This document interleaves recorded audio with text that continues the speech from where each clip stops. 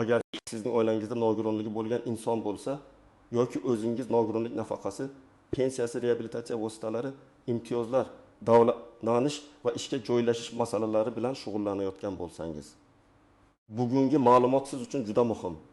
Chunki nogironlik bo'yicha ayrim to'lovlar, xizmatlar va ijtimoiy qo'llab-quvvatlash tizimida jiddiy o'zgarishlar bo'lyapti. Eng ko'p muhokama qilinayotgan raqamlardan biri 5 million so'mdan 6 million so'mgacha bo'lgan miqdorlar. Ko'pchilik buni hamma nogironligi bor fuqarolarga shu pul berilarkan deb tushunyapti. Aslida esa masala ancha murakkabroq. Men bugun sizga mutaxassis sifatida oddiy tilda tushuntiraman. Bu raqamlar nimani anglatishi mumkin? Kimlar uchun muhim? Kimlar hujjatlarini qayta ko'rib chiqish kerak? Qayerda ehtiyot bo'lish kerak va amalda qanday qadam tashlash lozim? Videoni oxirigacha ko'ring, chunki bitta noto'g'ri tushuncha odamni nafaqa, imtiyoz yoki bepul xizmatdan mahrum qilishi mumkin. Hozirning o'zida kanalga obuna bo'ling, videoga like bosing. Chunki bunday ma'lumotlar har bir oilaga kerak bo'lishi mumkin. Avval nogironlik masalasida ko'p narsa qog'ozbozlikka bog'liq edi. Odam tibbiy ko'rikdan o'tadi, bir nechta shifokorga kiradi, poliklinikadan xulosa oladi, keyin tibbiy ijtimoiy ekspert komissiyasiga, ya'ni TEKka boradi. Nogironlik guruhi belgilanadi yoki rad etiladi. Keyin alohida pensiya yoki nafaqa uchun murojaat qilinadi. Alohida imtiyozlar so'raladi. Alohida reabilitatsiya vositasi uchun navbatga turiladi. Oddiy fuqaro uchun bu jarayon tushunarsiz, charchatuvchi va ba'zan juda adolatsiz ko'rinardi. Endi yondashuv asta-sekin o'zgaryapti. Davlat nogironligi bo'lgan shaxsga faqat nafaqa oluvchi sifatida emas, balki huquqlari, ehtiyojlari, kasbi, ta'limi, sog'lig'i va jamiyatdagi ishtiroki bor inson sifatida qarashga harakat qilmoqda. Bu juda muhim farq. Chunki nogironligi bo'lgan odamga faqat oyiga pul berish yetarli emas. Unga protez kerak bo'lishi mumkin, eshitish moslamasi kerak bo'lishi mumkin, aravacha kerak bo'lishi mumkin, uyga moslashtirilgan sharoit kerak bo'lishi mumkin. Maktabda yoki ishda alohida sharoit kerak bo'lishi mumkin. Shu yerda 4 milliondan 6 million so'mgacha degan raqamlar paydo bo'ladi. Bunday miqdorlar odatda hamma uchun bir xil qo'lga beriladigan pul degani emas.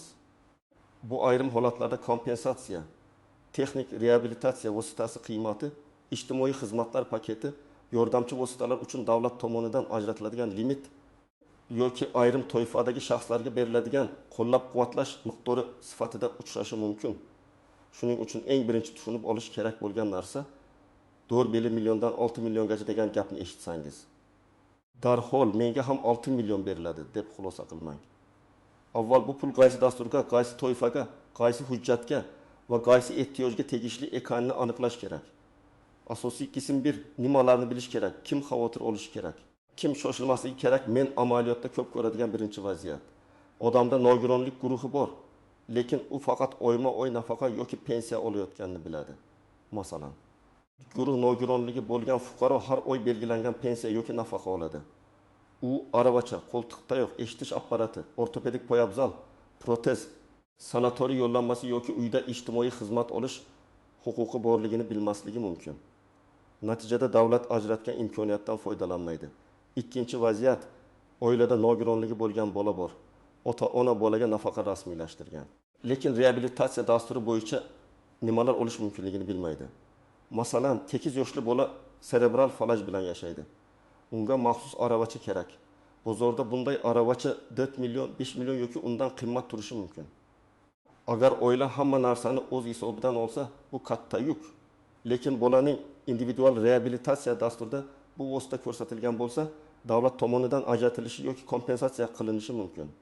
Mana shu holatda 5 million yoki 6 million so'm atrofidagi limitlar ahamiyatli bo'lishi mumkin. Uchinchi vaziyat, odam ish qobiliyatini qisman yo'qotgan. Masalan, 45 yoshli erkak avval qurilishda ishlagan, keyin bel umurtqasidan jarohat olgan va og'ir jismoniy ish qila olmaydi. U nogironlik guruhini olgandan keyin endi ishlay olmayman deb o'ylaydi. Aslida esa nogironlik guruhi avtomatik ravishda ish taqiqlanadi degani emas. Ba'zi guruhlarda shaxsning sog'lig'iga mos mehnat sharoiti bo'lsa, ishlash mumkin. Bundan tashqari, ayrim ish beruvchilar nogironligi bo'lgan shaxslarni ishga olganda soliq yoki subsidiyaga oid qo'llab-quvvatlashlardan foydalanishi mumkin. Bu esa fuqaro uchun nafaqat nafaqa, balki qo'shimcha daromad manbai degani. 4-vaziyat. Pensiya yoshiga yaqin inson nogironlik bo'yicha pensiya oladi. U islohotlar bo'lsa, mening pulim kamayib qolmaydimi deb xavotirlanadi. Odatda belgilangan huquqlarni yomonlashtirish juda ehtiyotkorlik bilan ko'riladi. Agar siz hujjatlaringizni qonuniy rasmiylashtirgan bo'lsangiz, nogironlik guruhi haqiqatan ham asosli bo'lsa, pensiya yoki nafaqa to'lovlari bo'yicha asosiy xavotir hujjat muddati, qayta ko'rik muddati va ma'lumotlarning to'g'ri kiritilganiga bog'liq bo'ladi. Ya'ni pul kamayib qolishidan ko'ra hujjat muddati o'tib ketishi, qayta ekspertizaga bormaslik yoki elektron bazada xatolik bo'lishi ko'proq xavfli. Kimlar albatta masalaga jiddiy qarashi kerak? Birinchidan, nogironlik guruhi muddati tugayotganlar. Agar sizning guvohnomangizda yoki xulosangizda muddat ko'rsatilgan bo'lsa, qayta ko'rik sanasini o'tkazib yubormang. Ikkinchidan, sog'lig'i yomonlashgan, lekin eski guruhi bilan yurayotganlar. Masalan, oldin 3 guruh bo'lgan, keyin kasallik og'irlashgan, ish qobiliyati yanada cheklangan. Bunday vaziyatda qayta ko'rikdan o'tish masalasi ko'rilishi mumkin. Uchinchidan, farzandida nogironlik bor, lekin individual reabilitatsiya dasturi bo'yicha hech narsa olmagan oilalar. To'rtinchidan, protez, aravacha, eshitish apparati yoki boshqa vosita kerak bo'lganlar. Chunki islohotlarning eng amaliy foydasi aynan shu xizmatlarda ko'rinadi. Kimlar shoshilmasligi kerak? Agar sizning nogironlik hujjatlaringiz muddatsiz bo'lsa, to'lovlar muntazam kelayotgan bo'lsa, sog'lig'ingizda keskin o'zgarish bo'lmasa, siz har bir mish-mish ortidan idoraga yugurishingiz shart emas. Lekin bu butunlay befarq bo'ling degani emas. Har yili kamida bir marta o'z hujjatlaringizni, plastik kartaga tushayotgan to'lovlarni, imtiyozlaringizni va reabilitatsiya dasturingizni tekshirib qo'yish foydali. Keling aniq raqamli misol qilamiz. Masalan, bir ayol 2 guruh nogironligi bilan yashaydi. U oyga nafaqa yoki pensiya oladi, lekin eshitish qobiliyati ham pasaygan. U eshitish apparatini bozordan 3 million so'mga sotib olmoqchi. Agar tibbiy xulosada eshitish apparati zarurligi qayd etilsa va reabilitatsiya dasturiga kiritilsa, u davlat hisobidan berilishi yoki belgilangan tartibda kompensatsiya qilinishi mumkin. Bu oila byudjeti uchun juda katta farq. Chunki 3 million so'm ko'pchilik oilalar uchun bir necha oylik oziq-ovqat xarajatiga teng. Yana bir misol. Nogironligi bo'lgan bola maxsus ortopedik poyabzalga muhtoj. Oddiy poyabzal 300-500 ming so'm bo'lsa, ortopedik poyabzal bir necha barobar qimmat bo'lishi mumkin. Agar bola yiliga bir necha marta bunday vositaga ehtiyoj sezsa, oilaning xarajati keskin oshadi. Islohotlarning maqsadi shuki, oila bunday zarur vositalarni faqat o'z cho'ntagidan to'lamasin, ehtiyoj rasmiy tan olinsin va yordam tizimli bo'lsin. Eng katta xato nogironlik guruhi borligi hamma imtiyoz avtomatik beriladi deb o'ylash. Yo'q. Ko'p holatda imtiyoz yoki xizmat uchun alohida murojaat kerak bo'ladi. Masalan, nogironlik pensiyasi alohida, texnik reabilitatsiya vositasi alohida, sanatoriy yo'llanmasi alohida, uyda parvarish xizmati alohida tartibda ko'rilishi mumkin. Shuning uchun menga hech kim aytmadi degan holat ko'p uchraydi. Davlat tizimida ma'lumot bazalari integratsiya qilinayotgan bo'lsa ham, fuqaroning o'zi ham faol bo'lishi kerak. Ikkinchi nozik jihat, nogironlik guruhi va ehtiyoj bir xil narsa emas. Bir odamda 3 guruh bo'lishi mumkin, lekin unga muayyan texnik vosita juda zarur bo'lishi mumkin. Boshqa odamda 2 guruh bo'lishi mumkin, lekin aynan o'sha vositaga ehtiyoj bo'lmasligi mumkin. Shuning uchun qo'shnim oldi, men ham olishim kerak degan yondashuv har doim ishlamaydi. Muhimi tibbiy ko'rsatma, reabilitatsiya dasturi va rasmiy xulosa. Uchinchi xato faqat og'zaki gapga ishonish. Mahalladagilar aytdi, telegramda o'qidim. Bir tanishim 6 million olibdi degan gaplar asos bo'la olmaydi. Har bir to'lov yoki kompensatsiyaning huquqiy asosi bo'ladi. Qaysi qaror, qaysi nizom, qaysi ariza, qaysi toifa? Shu savollarga javob bo'lmasa, siz noto'g'ri yo'lga kirib qolishingiz mumkin. Ayniqsa firibgarlar bundan foydalanadi. Hujjatingizni qilib beraman, 6 million chiqarib beraman. Oldindan pul bering deydiganlarga aslo ishonmang. Davlat xizmatlari rasmiy idoralar orqali amalga oshiriladi. 4-chi nozik jihat muddat. Ayrim nogironlik guruhlari muddatsiz belgilanadi, ayrimlar esa ma'lum muddatga. Bolalarda esa yoshiga va holatiga qarab qayta ko'rik talab qilinishi mumkin. Agar muddat tugab qolsa, to'lovlar to'xtab qolishi yoki kechikishi mumkin. Keyin odam nega pulim tushmadi deb yuradi. Sababi esa oddiy. Hujjat yangilanmagan. Shuning uchun men har doim maslahat beraman.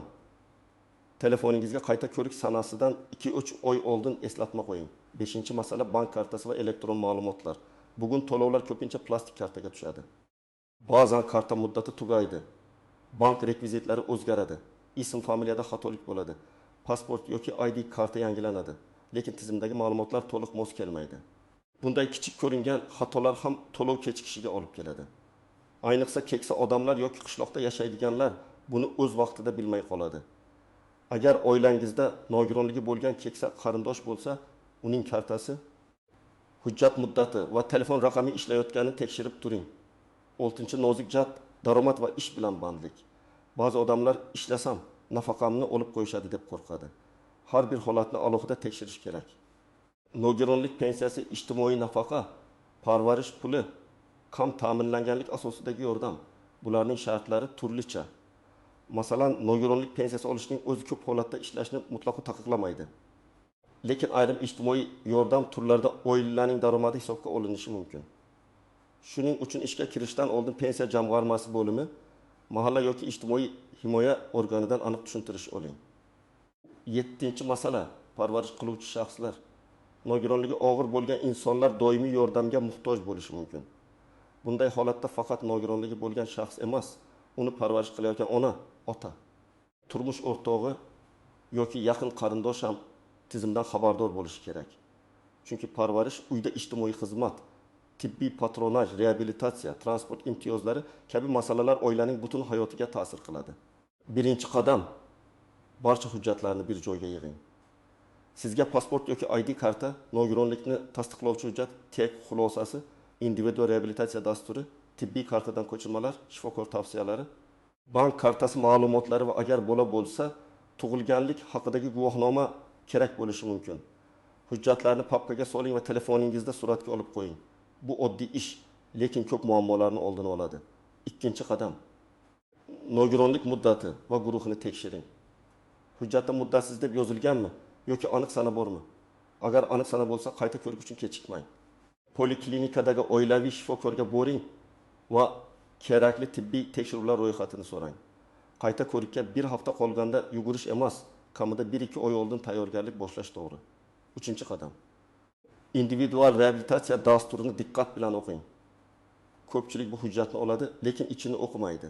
Unda qanday vositalar, qanday xizmatlar, qanday reabilitatsiya choralari tavsiya qilingan bo'lishi mumkin. Agar sizga aravacha, protez, eshitish apparati, ko'zi ojizlar uchun moslama, ortopedik buyum yoki boshqa vosita zarur bo'lsa, bu ehtiyoj hujjatda aks etishi juda muhim. Agar aks etmagan bo'lsa, shifokoringiz bilan gaplashing va qayta ko'rib chiqish tartibini so'rang. 4-qadam, rasmiy manbadan ma'lumot oling. Mahallangizdagi ijtimoiy xodim, tuman yoki shahar ijtimoiy himoya bo'limi, pensiya jamg'armasi bo'limi, davlat xizmatlari markazi yoki mybayt.gov uz orqali o'zingizga tegishli xizmatlar haqida ma'lumot oling. Savolni aniq bering. Mening guruhim falonchi, menga falon vosita kerak, kompensatsiya yoki davlat hisobidan berish tartibi qanday? Shunda umumiy gap emas, sizga mos javob olasiz. 5-qadam, ariza yozishda umumiy emas, aniq yozing. Masalan, menga yordam bering deb yozishdan ko'ra, men 2 guruh nogironligi bo'lgan shaxsman. Tibbiy xulosaga ko'ra eshitish apparatiga ehtiyojim bor. Individual reabilitatsiya dasturimda asosan mazkur vositani ajratish yoki kompensatsiya qilishni so'rayman deb yozish ancha kuchli. Arizaga hujjat nusxalarini ilova qiling. Ariza topshirganingizda kirim raqamini oling yoki elektron tasdiqni saqlang. 6-qadam, rad javobi bo'lsa sababini yozma oling. Og'zaki bo'lmaydi degan javob bilan to'xtamang. Qaysi asosga ko'ra rad etildi deb so'rang. Yozma javob bo'lsa, uni tahlil qilish mumkin. Balki bitta hujjat yetishmagandir. Balki noto'g'ri idoraga murojaat qilgandirsiz. Balki sizning holatingiz haqiqatan ham boshqa tartibga tushar. Yozma javobsiz esa huquqingizni himoya qilish qiyin. 7-qadam, firibgarlardan ehtiyot bo'ling. Hech kim sizdan 6 million chiqarib beraman deb oldindan pul talab qilmasligi kerak. Rasmiy to'lovlar va xizmatlar rasmiy tartibda bo'ladi. Agar kimdir tiyek xulosasi guruhni kuchaytirish, kompensatsiya yoki navbatni tezlashtirish uchun pul so'rasa, bu juda xavfli. Bunday vaziyatda huquqni muhofaza qiluvchi organlarga yoki ishonch telefonlariga murojaat qilish kerak. 8-qadam, oilaviy byudjetni ham rejalashtiring. Nogironlik bilan bog'liq xarajatlar faqat dori-darmon emas, transport, parvarish, maxsus ovqatlanish, reabilitatsiya, kiyim, moslashtirilgan jihozlar, doimiy tibbiy tekshiruvlar ham bor. Agar davlatdan qaysidir vosita yoki xizmatni olish imkoniyati bo'lsa, bu oilaning real daromadini saqlab qoladi. Masalan, aravachani o'z hisobidan 5 millionga olish o'rniga davlat orqali olish oilaga qarzga kirmaslik imkonini beradi. 9-qadam ish va ta'lim imkoniyatlarini ham so'rang. Nogironligi bor inson faqat yordam oluvchi emas. U o'qishi, kasb o'rganishi, masofadan ishlashi, kichik biznes qilishi mumkin. Bugun ko'plab sohalarda kompyuter, telefon, tikuvchilik, buxgalteriya, dizayn, tarjima, hunarmandchilik, onlayn savdo kabi yo'nalishlar bor. Agar sog'liq imkon bersa, bandlik organlari, kasb hunarga o'qitish markazlari va subsidiyalar haqida ma'lumot oling. Ba'zan bitta kasb o'rganish oylik nafaqadan ham ko'proq barqaror daromad keltiradi. 10-qadam. Jamoaviy tajribadan foydalaning. Lekin tekshirib, nogironligi bo'lgan shaxslar uyushmalari, ota-onalar guruhlari, mahalladagi faollar ko'p foydali tajriba aytishi mumkin. Lekin har bir maslahatni rasmiy manba bilan solishtiring. Chunki bir viloyatda yoki bir toifada ishlagan tartib sizga to'g'ri kelmasligi mumkin. Demak, 4 milliondan 6 million so'mgacha degan raqamlarni eshitganda eng muhim savol shunday bo'lishi kerak. Bu miqdor kimga? Nima uchun? Qaysi hujjat asosida va qanday tartibda beriladi? Nogironlik bo'yicha islohotlarning asl maqsadi odamlarni qog'oz ortidan yugurtirish emas, balki ularga haqiqiy ehtiyojiga mos yordam berishdir. Lekin buning uchun siz hujjatlaringizni tartibga solishingiz, muddatlarni tekshirishingiz, reabilitatsiya dasturini o'qishingiz va rasmiy idoralarga aniq savol bilan murojaat qilishingiz kerak. Men sizga eng asosiy fikrni yana bir bor aytaman. Nogironlik guruhi borligi muhim, lekin yetarli emas. Sizning real ehtiyojingiz hujjatlarda to'g'ri aks etishi kerak. Shunda nafaqa, pensiya, reabilitatsiya vositasi, kompensatsiya, xizmat yoki imtiyoz masalasida huquqingizni ancha oson himoya qilasiz. Agar sizda shu mavzu bo'yicha tajriba bo'lsa, izohlarda yozing. Qaysi hududdan siz qanday yordam oldingiz, qayerda qiyinchilik bo'ldi? Boshqa tomoshabinlar ham sizning tajribangizdan foyda oladi. Videoga like bosing, kanalga obuna bo'ling va yaqinlaringizga ulashing. Chunki bu ma'lumot biror oilaga pulini, vaqtini va eng muhimi, huquqini saqlab qolishda yordam berishi mumkin.